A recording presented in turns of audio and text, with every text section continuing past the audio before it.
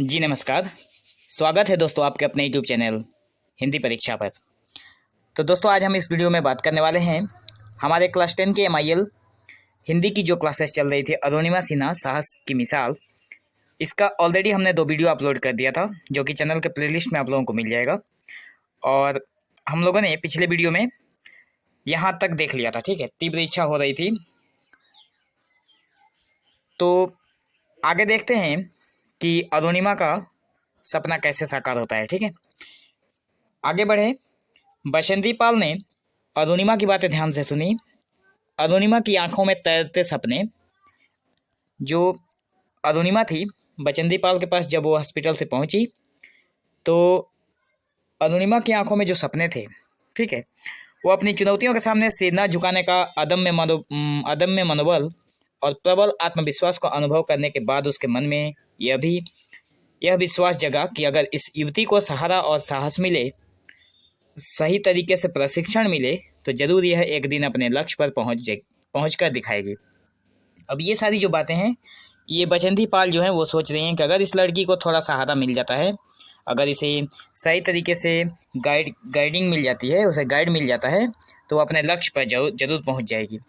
अरुणिमा की इच्छा के बारे में जानने के बाद अनेक लोग उसे यही परामर्श देते थे कि एक पैर कृत्रिम, दूसरा पैर भी लगभग बेकार। ऐसे हालात में हिमालय की चढ़ाई करने के लिए आवश्यक जटिल कौशलों को आत्मसात कर पाना तथा पर्वतारोहण के कठिन परिश्रम और निरंतर अभ्यास कर पाना तुम्हारे लिए संभव नहीं होगा। देखो, अरुणिमा की जो पैर थे वो दोनों के दोनों पैर बर्बाद हो चुके थे। एक पैर तो काट कर वहाँ पे कृत्रिम पैर लगा दिया गया था, आर्टिफिशियल, और दूसरा पैर में रोड या फिर पता नहीं क्या बोले थे वहाँ पे, हाँ, रोड ही फिटिंग किया गया था, ठीक है। तो जब वो दोनों पैर बेकार हो गए हैं उसमें जब, और बाकी लोगों ने जब उनकी साहस की बातें जब सुनी, जब उन्होंने पता चला कि अरुणिमा विश्व शिखर पर पहुंचना चाहती है, तो सबने उसको यही सलाह दी कि तुमसे नहीं होगा, बहुत कठिन परिश्रम है इसके पीछे, ठीक है, ये हिमालय की चढ़ाई तुम्हारे बस की बात नहीं होगी। अपनी जिंदगी को जोखिम में डालकर ऐसे कामों के लिए आगे बढ़ने के सिवाय एक सामान्य जीवन जीना ही तुम्हारे लिए अच्छा होगा। लोग यही बातें कहते थे कि एक काम करो, इन कठिन झमेलों में मत पड़ो, अपनी ज़िंदगी को जोखिम में मत डालो, तुम साहस तुम चुपचाप अपना सामान्य जीवन जीने के लिए तैयार हो जाओ, ठीक है।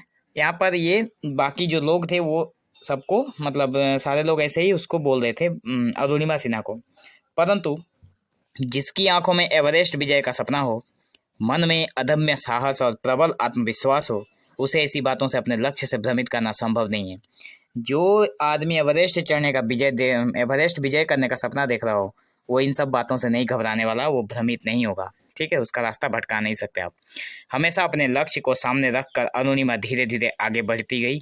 पहले जो कृत्रिम पैर लगाया गया था वह पर्वतारोहण के लिए उपयोगी नहीं था।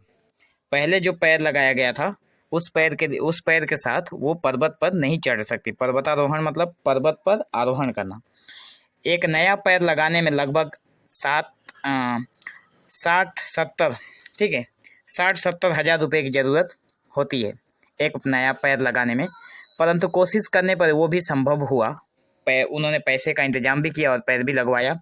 अनेक सहृदय लोगों ने उसकी सहायता की, बहुत सारे लोगों ने उसकी सहायता की थी।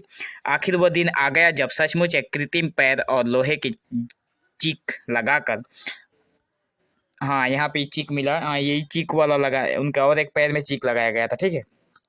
तो आखिर वो दिन आ ही गया जब उनके एक पैर में, एक तो पैर कृत्रिम था और दूसरे में चीक लगाकर चलने फिरने के काबिल बनाया गया। दूसरे पैर से अरुणिमा मन में अदम्य उत्साह और आंखों में अनोखे सपने लेकर उत्तरकाशी में इको एवरेस्ट एक्सपेडिशन ग्रुप में शामिल हुई। अब एवरेस्ट पर चढ़ने वाला एक ग्रुप होता है, उसमें जाकर अरुणिमा शामिल हुई। टाटा स्टील एडवेंचर फाउंडेशन द्वारा चलाए गए प्रशिक्षण कैंप में एवरेस्ट विजय करने वाली बसंती पाल की देखरेख में प्रशिक्षण कार्य आरंभ हुआ। अब यहाँ पे बचंती पाल ने टाटा स्टील एडवेंचर फाउंडेशन द्वारा इन्होंने जो एवरेस्ट विजय किया था, ठीक है, और वहीं से बचंती पाल के देखरेख में अब इनका प्रशिक्षण शुरू हुआ। अरुणिमा शारीरिक और मानसिक दोनों प्रकार से सबल थी। उसमें मन की दृढ़ता और अध्यावसाय की कमी नहीं थी। अरुणिमा मानसिक और शारीरिक तौर पर बहुत तंदुरुस्त थी। एक पैर को खोने के दुर्भाग्य को अपने सौभाग्य के रूप में परिवर्तित करने के रूप में संकल्प पूरा करने के लिए उसने कोई कसर नहीं छोड़ी थी। लगभग 1 वर्ष तक उसने अद्भुत उत्साह, उद्यम और पूरी समर्पण भावना से पर्वतारोहण प्रक्रिया के अभ्यास में आत्मनियोजित किया था। 1 साल उसने अरुणिमा ने 1 साल अपना पूरा उद्यम में साहस के साथ, बिल्कुल मोटिवेशन के साथ इन्होंने अपना काम किया था। कभी कभी ऐसा भी होता था कि एक साधारण व्यक्ति जो 2 मिनट में सीख सकता है, उसे सीखने तथा अभ्यास करने में अरुणिमा को 3 घंटे की जरूरत होती थी, फिर भी वह कभी निराश नहीं होती थी। यहाँ पे एक छोटी सी बात कहा गया है कि कोई भी एक छोटी चीज सीखने में जिस साधारण व्यक्ति को 2 मिनट लगता है, वहाँ पे उसी चीज को सीखने में अरुणिमा को 3 घंटे लगते थे, फिर भी उसने पीछा नहीं छोड़ा। पर्वतारोहण। और यहाँ पे मैं एक बात और कहना चाहता हूँ आप लोग अगर कोई क्वेश्चन आंसर सीख रहे हो और अगर नहीं सीख पा रहे हो तो यहाँ से आप लोग सीख सकते हो एक चीज़ को कि 3 घंटे पढ़ने के बाद उसे तो याद हो ही जाना चाहिए।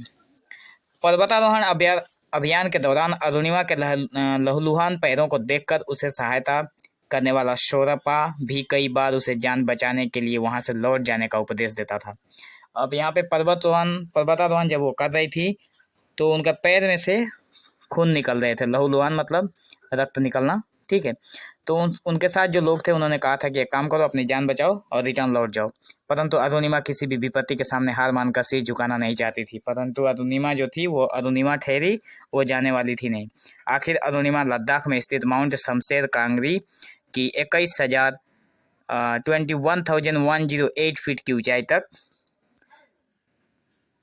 चढ़ने में सफल हुई। यहाँ पे अंत में जो लद्दाख में स्थित है माउंट शमशेर, उसकी ऊंचाई जो है 21,108 फीट, इतना तक वो चढ़ने में सफल हो गई। परंतु माउंट कांगरी की कुल ऊंचाई थी 21,798 फुट, 21,798 फुट। अब देखो ये इतना इसकी टोटल लंबाई है और वो यहाँ पर चढ़ने में सक्सेस हुई थी 21,108 फुट, ठीक है। अब उस समय मौसम भी बहुत खराब था। ऐसे मौसम में अभियान को जारी रखना असंभव होने के कारण शिखर तक केवल 690 फीट रहते अभियात्री दल को अभियान समाप्त करके नीचे उतरना पड़ा। अब यहाँ पर मौसम खराब होने के कारण जो 690 फीट बाकी रह गया था, यहाँ तक ये पूरा नहीं हुआ और सभी यात्री जितने भी जो ग्रुप था जो सफ़र कर रहा था उसको नीचे उतरना पड़ा। परंतु इस अभियान की विफलता के कारण निराश के स्थान पर अरुणिमा का संकल्प और भी दृढ़ हो गया। अब यहाँ पे कोई आने के बाद, यहाँ से रिटर्न आने के बाद एक इंसान की जो मोटिवेशन होती है, जो संकल्प होता है, वो निराश हो जाता है। लेकिन यहाँ पे ये निराश नहीं हुई और इसका मनोबल और डबल हो गया। उनके मन में माउंट एवरेस्ट विजय की कामना प्रबल हो उठी। अब उनके मन में और ये प्रबल हो उठी थी कि मुझे चढ़ना ही है माउंट एवरेस्ट। इसी समय अरुणिमा को अपने लक्ष्य प्राप्ति के लिए प्रसिद्ध भारतीय क्रिकेट खिलाड़ी युवराज सिंह ने भी प्रेरणा दी थी। अब यहाँ पे कहा गया है कि युवराज सिंह जो क्रिकेट के खिलाड़ी रहे, उनके यहाँ से भी उनको प्रेरणा मिली थी, ठीक है, वहाँ से भी उनको मोटिवेशन मिली थी। अरुणिमा ने देखा था कि अपनी अदम्य मानसिक शक्ति के कारण कैंसर रोग से पीड़ित युवराज सिंह रोग मुक्त होकर कैसे अपने लक्ष्य तक पहुंचने में सफल हुआ था। अब यहाँ पे युवराज सिंह को जो ये रोग हुआ था, इस रोग के चलते उनको खेल छोड़ना पड़ा था, लेकिन बाद में वो इस अपनी मानसिक शक्ति के कारण वो इस रोग से मुक्त हो गए और बाद में अपने लक्ष्य को हासिल किया। युवराज से अरुणिमा को प्रेरणा मिली थी कि जो अपने हौसला और आत्मविश्वास कायम रख सके, उसके लिए शारीरिक विकलांगता कोई लक्ष्य प्राप्ति के मार्ग में प्राचीर बनकर खड़ी नहीं हो सकती और न जीवन में आगे बढ़ने में भी कोई बाधा बन सकती है, ठीक है। तो यहाँ पर हमें ये सीख मिलती है कि जीवन में आने वाली कठिनाइयों से हमें घबराना नहीं चाहिए। अपने जीवन के उस दुस्समय में, जो दुख का समय था, उस समय में उसका हौसला बुलंद रखने और मार्ग पर आगे बढ़ते जाने में उसके भाई और बचंती पाल ने उसकी मदद की थी। यहाँ पे जो अरुणिमा है, उसके भाई और बचेंद्री पाल उसके जो कोच थी, उन सब ने उनकी मदद की थी। माउंट शमशेर कांगरी के शिखर पर पहुंच न सकने का दुख अरुणिमा की मानसिक दृढ़ता को तोड़ न सका।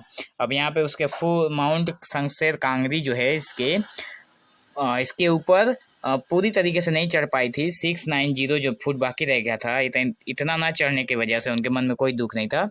वो उनका मनोबल टूटा नहीं था, बल्कि उसकी ऐसी हालत में 21,108 फीट की ऊंचाई तक चढ़ने में सफल हुई थी। उसके विपरीत ये इतना फीट ऊंचाई पर चढ़ चुकी थी जो कि आम इंसान भी नहीं चढ़ना चाहता है, जिसके दोनों पैर ठीक है। लेकिन वो चढ़ी।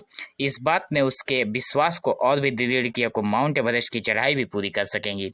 इस छोटी सी ऊंचाई को जब उन्होंने हासिल कर लिया, तब उनको पता चला कि वो आगे की चढ़ाई भी पूरी कर सकती हैं। इस बार अरुणिमा माउंट एवरेस्ट की चढ़ाई के लिए अपने को तैयार करने लगी। एवरेस्ट के शिखर पर खड़ी होकर अपने विरल अनुभव के बारे में संसार के लोगों को अवगत कराने के लिए, फोटो खींचने तथा वीडियो बनाने के लिए वह अपने साथ 2 कैमरे ले गई थी। अब देखिए यहाँ पे अरुणिमा, उसको पता था कि मैं एक न एक दिन चढ़ जाऊंगी, ठीक है। और उनको पता होने के कारण ही उन्होंने 2 कैमरे अपने साथ ले गए थे, ताकि वीडियो और फोटो शूट कर सकें ऊपर चढ़ने के बाद। जरूरत के मुताबिक पानी और ऑक्सीजन भी ले ली थी। इस यात्रा के दौरान चौथे कैंप तक पहुंचते पहुंचते उसके दोनों पैर से खून बहने लगे थे। अब यहाँ पे ऊपर जितने जाएंगे, जब ये एवरेस्ट की चढ़ाई होती है तो ऊपर कैंप बना हुआ है, ठीक है। अब यहाँ पे 1 2 3 चौथे कैंप में पहुंचते पहुंचते इनके दोनों पैरों से खून निकलने लगे थे। ऑक्सीजन भी लगभग समाप्त होने वाली थी, ऑक्सीजन भी समाप्त होने वाला था। साथी एक नाम शेरपा नाम का एक साथी था। साथी शेरपा अरुणिमा से बार बार कह रहा था कि किसी भी वक्त ऑक्सीजन खत्म हो सकती है और तब मरने के सिवाय और कुछ भी नहीं होगा। परंतु अरुणिमा उसे कहती थी, यहाँ तक आकर लौट जाने का सवाल ही नहीं उठता, जो होगा देखा जाएगा। बहुत ऊपर चढ़ चुकी थी और कहा था कि यहाँ तक आने के बाद यहाँ से लौटने का कोई सवाल ही पैदा नहीं होता है, अगर जो होगा देखा जाएगा। अदम्य साहस और उत्साह के साथ वो आगे बढ़ती जा रही थी। उसके घुटनों से निरंतर खून बह रहा था और वो रुमाल से खून पोंछती हुई आगे बढ़ रही थी। ये देखो, गजब के कारनामे हैं। कोई भी इंसान थोड़ा सा कट जाता है उसके हाथ पैर तो काम नहीं कर सकता, और यहाँ पे उसके पैरों से खून बह रहा है, लेकिन खून को पोंछ पोंछ कर अपने रुमाल से वो आगे बढ़ रही हैं।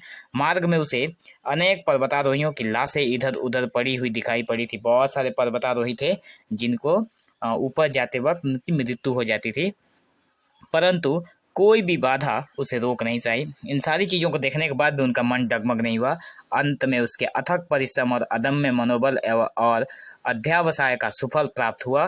काठमांडू से यात्रा आरंभ करने के 52 दिनों के बाद काठमांडू से उन्होंने अपनी यात्रा आरंभ की थी पर्वतारोहण की, और 52 नंबरवें दिन जब वो के बाद उसने रात के 8 बजे 8,848 मीटर की ऊंचाई पर, ये देखो यहाँ पे वो 8 बजे पहुंची थी 8,848 मीटर की ऊंचाई पर, जब स्थित माउंट एवरेस्ट के शिखर पर आरोहण किया। तो तब वो माउंट एवरेस्ट के ऊपर चढ़ चुकी थी।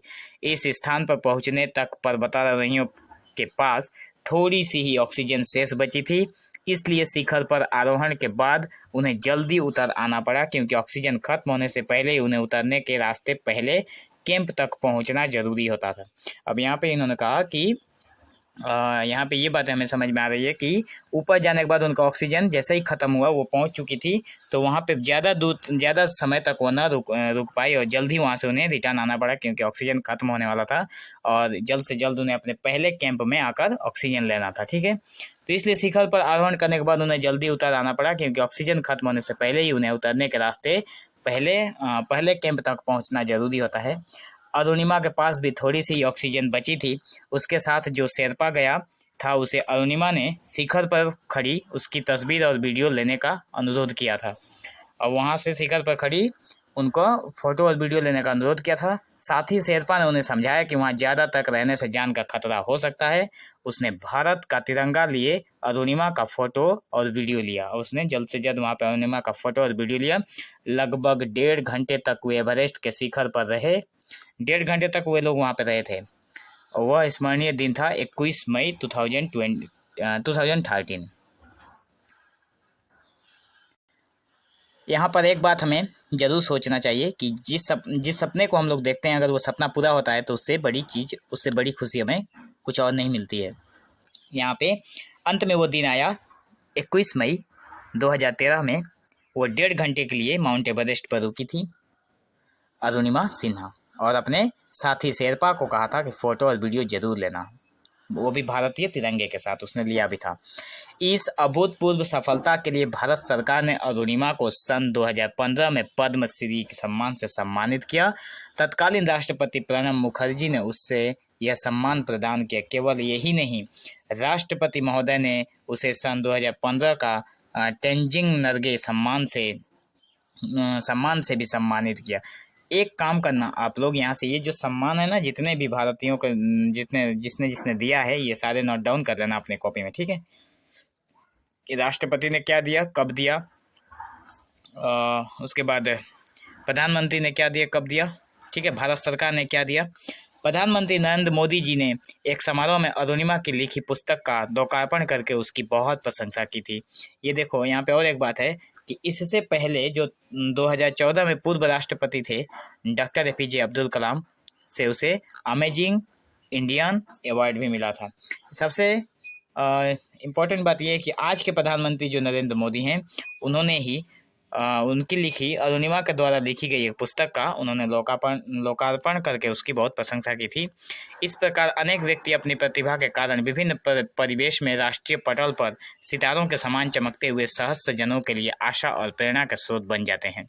ऐसे अनुकरणीय व्यक्तित्व अपने अभूतपूर्व कार्यों से सबके समक्ष उदाहरण प्रस्तुत कर अनेक दुखी लोगों को आनंद प्रदान करते हैं। बिल्कुल सही बात है। अगर हम लोग ऐसी बातें जब सुनते हैं तो हमारे अंदर भी प्रेरणा जाग जाती है, और जगनी भी चाहिए, क्योंकि अगर ज़िंदगी में कुछ बड़ा करना हो तो ऐसे प्रेरणा की, ऐसे मोटिवेशन की बहुत ज़रूरत पड़ती है।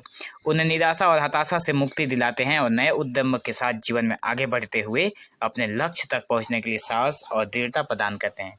ऐसे वक्त में हमें महाभारत का एक अनन्य चरित्र एकलव्य का स्मरण हो जाता है। महाभारत में भी एक चरित्र था, आप लोग अगर महाभारत देखे हो तो आप लोगों को पता होगा। एकलव्य नाम का एक बालक था जिसने अपनी साधना और एकनिष्ठता से सिद्धि प्राप्त की थी। हमें अर्जुन की भी याद आती है, जो गहरी अंधेरी रात को घने जंगल में शब्द भेदी बाण का अभ्यास करके सफलता हासिल की थी। तो यहाँ पे अर्जुन भी है, उसने सफलता हासिल की थी शब्द भेदी बाण की। एकलव्य है जिसने बहुत ही एकनिष्ठता से सिद्धि प्राप्त की थी, और अर्जुन से भी बहुत बड़ा धनुर्धर बना था एकलव्य। वर्तमान काल में हम देखते हैं स्टीफन हॉकिंस जैसा एक शारीरिक रूप से अक्षम वैज्ञानिक अपनी विरल प्रतिभा के कारण संपूर्ण विश्व का एक वरेण्य व्यक्ति बन चुके हैं। स्टीफन हॉकिंस के बारे में अगर आप लोग नहीं जानते हैं तो थोड़ा यूट्यूब में सर्च कीजिएगा, ठीक है। आप लोगों को बहुत कुछ जानकारी मिलेगी स्टीफन हॉकिंस के बारे में, ठीक है। गूगल में सर्च करके देखिए। हमारे बीच अरुणिमा सिन्हा की तरह और भी लाखों ऐसे प्रतिभावान व्यक्ति हैं जिन्हें आगे बढ़ने के लिए थोड़ा सा आश्वासन और सहायता की ज़रूरत है। एक बात सोच के देखो, अगर उस दिन अरुणिमा को साहस नहीं मिला होता, आश्वासन नहीं मिला होता, बचेंद्री पाल का सहारा नहीं मिला होता तो वो शायद नहीं चढ़ पाती। तो एक छोटी सी सहायता ने आज उन्हें एक शिखर पर लाकर खड़ा कर दिया था। अरुणिमा हमेशा कहती हैं, अरुणिमा सिर्फ एक मैं ही नहीं हूँ, मेरी तरह और हजारों अरुणिमाएँ हैं। मतलब वो सारी लड़कियों की बातें बोल रही हैं, सिर्फ अपनी बात नहीं बोल रही हैं, कि मेरी तरह हजारों अरुणिमाएँ हैं जिन्हें जीवन में आगे बढ़ने के लिए, अपने लक्ष्य तक पहुंचने के लिए अगर आप लोग उत्साहित और प्रेरित करें तो सच्चे अर्थों में वह देश सेवा का एक अच्छा उदाहरण होगा। तो इतनी बड़ी बातें अरुणिमा ने कही थी, ये उदाहरण हो सकता है एग्जाम में पूछे, यहाँ से क्वेश्चन, ठीक है, व्याख्या के तौर पर पूछ सकता है। सो ये हुआ ख़त्म हमारा अरुणिमा साहस की मिसाल चैप्टर, ठीक है। सो बने रहें हिंदी परीक्षा यूट्यूब चैनल के साथ, और इसी तरह के लेटेस्ट वीडियो पाने के लिए चैनल को सब्सक्राइब करें, और जिनको ज़रूरत हो अपने दोस्तों में शेयर ज़रूर करें। So thank you for watching this video. Have an awesome day.